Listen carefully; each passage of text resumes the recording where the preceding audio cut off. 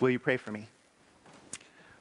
Lord, may the words of my lips and the meditations of all our hearts be acceptable in your sight, because you are our rock and our Redeemer. Amen. He had promised them freedom.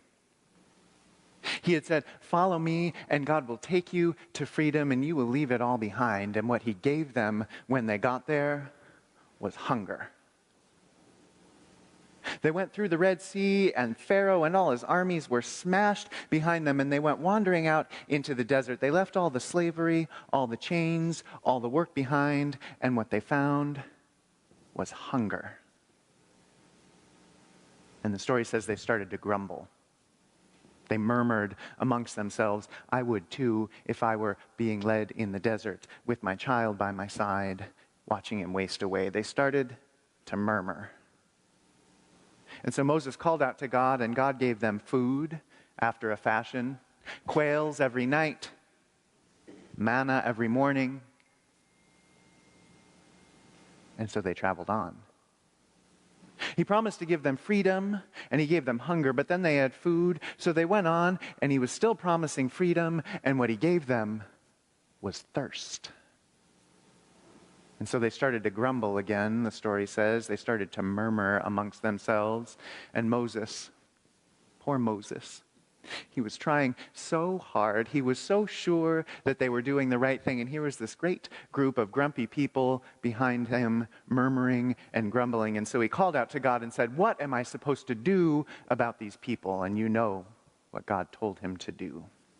So he did it, and the water came flowing out of that rock, the rock of Horeb. And here's what I wonder about it. Here's what the story doesn't say. How much water came out of that rock?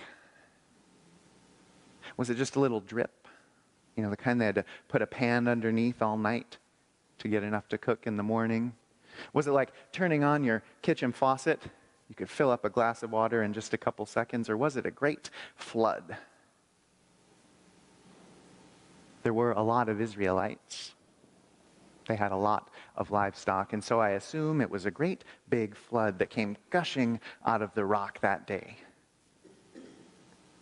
Seems to have been enough anyway to wet their whistles and keep them alive.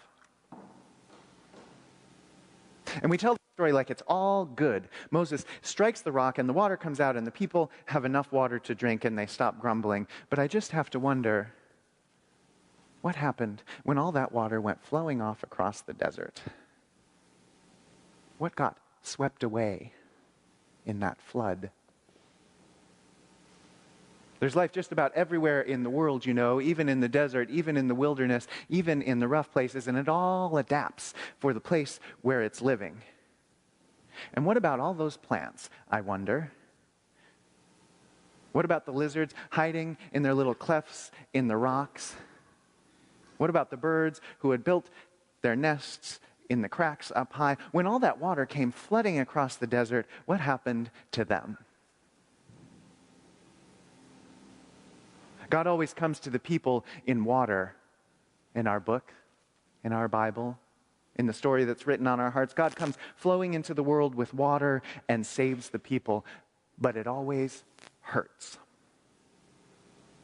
We tell the story of Noah and the ark so often. We tell it to our children because it makes such good toys, right? We tell it over and over, and what we conveniently leave out is that while Noah and all those animals were floating there on top of the water, everything else on the planet dies.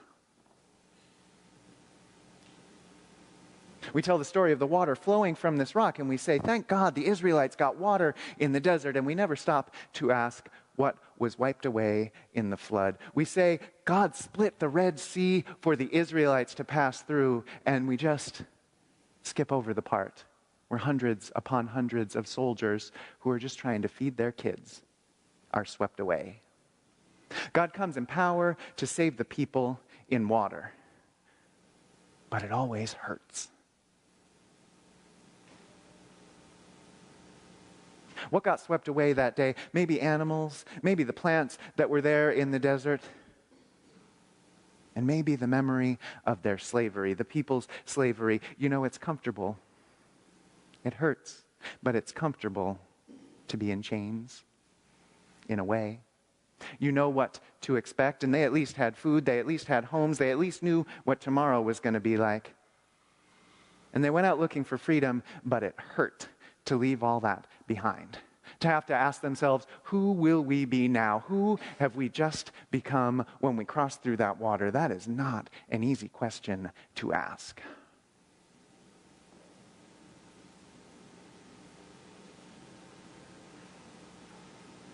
They hung him up on a cross one day. And they say that they pierced his side with a spear.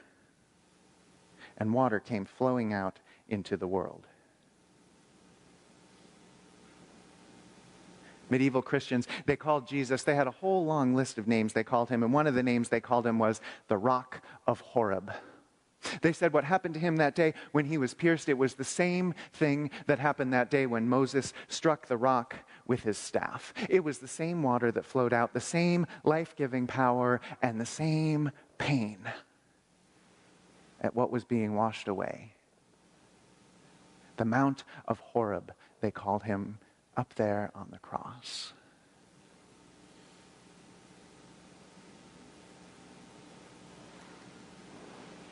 Mother's Day, 2010, Plymouth Church. I wasn't here then, but I've heard tell of what happened that day. Some of you were here, some of you weren't. The people on Mother's Day, 2010 at Plymouth Church, they were in this room praising God. Singing praises, praying prayers, hearing preaching, and they had no idea that right outside that door on East Onondaga Street, a water main was breaking. It was like someone had struck it with a staff. And all that water came flowing out right through our doors and right down the stairs, and here we were. I wasn't here. Here you were, praising God. And nobody even knew what was happening. This is why the ushers stay in back and face the back these days. Thanks, guys.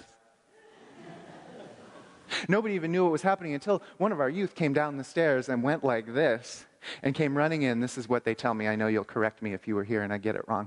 Came running in to the back of the room, and here were the clergy up here doing their thing, and he said,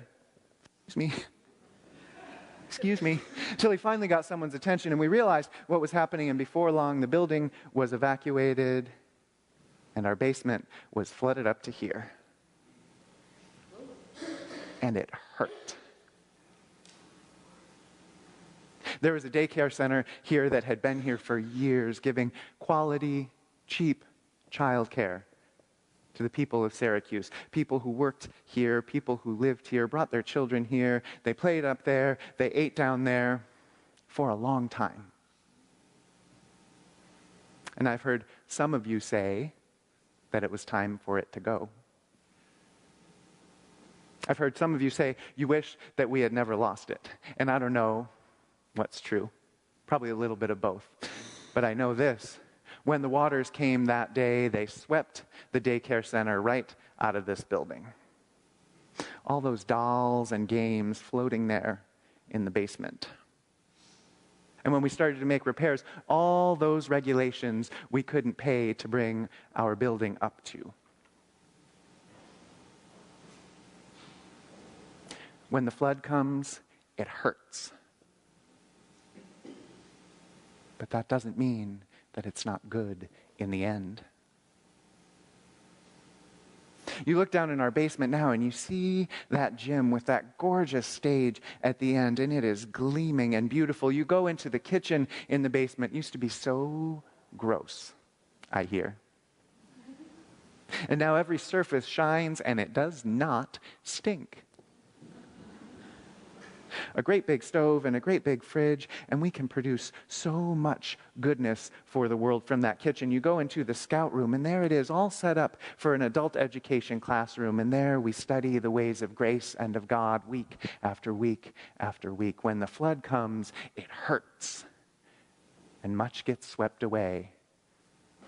But that doesn't mean it's not good in the end. There's another flood coming to Plymouth Church, friends. We're preparing to fix this building up again. God's preparing to pour herself out into this place through your hands and your generosity to sweep away much that ought to be gone and to sweep in much that should be here. God's going to pour herself through this building and wear holes in the floors and the floors and the floors, right from the basement all the way up to the top so we can put an elevator in. And finally, people without strong legs can make it into our whole building. It's about time. God's going to pour herself into this place and this carpet, so beloved, for so long, will be swept out the door, and something wonderful, we know not what, will be swept in. And it will be so good in the end. But friends, brace yourselves, because some of it's going to hurt. Something you love will be swept away in that flood. I don't know what it'll be. Our plans aren't set yet. We're still making them with you right in the mix. But you're going to lose something you love. I promise you. And yet, that doesn't mean it won't be good. That doesn't mean that the waters that sweep through this place in generosity and grace will not give you life. It doesn't mean that it won't be just what we need for another 160 years sojourning in the desert with God. Brace yourselves and say amen.